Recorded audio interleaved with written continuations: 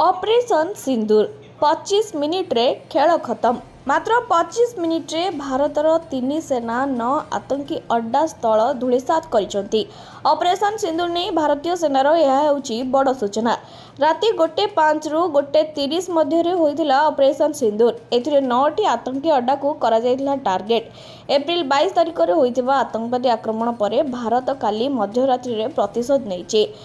काली मध्यरात्रि भारतीय सेना पाक अधिकृत काश्मीर और पाकिस्तान किछि अंचल प्रवेश करी आतंकी कैंप्स को ध्वंस कर देइचंती।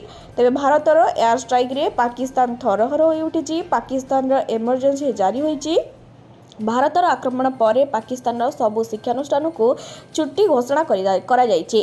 तेबे मेडिकल रे मध्य जरूरीकालीन स्थिति घोषणा होईछि। रावलपिंडी लाहौर विमानबंदर बंद रही। सीमा को पाकिस्तान सेना पठाइथिबा सूचना मिली। अन्यपटे भारत सीमा रे थिबा जवान को तत्पर रहिबा को निर्देश दिया जाइछि।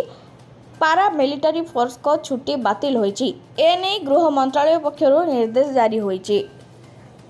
तेबे एबे समग्र देश में चर्चा होउछि एवं सरकार को प्रशंसा करा जाउछि। ऑपरेशन सिंदूर करी सरकार से समस्त निर्दोष आतंकी हमला रे मृत्यु करिथिबा लोकंकर प्रतिशोध नेइचंती। तेबे एहा कुनी आपनकर मतामत कोन रहिछि हमकु कमेंट माध्यम रे जणांतु। एही परी सब अपडेट पाए हम सहित जोड़ी होई रहंतु। देखावा को वीडियो सहित नमस्कार।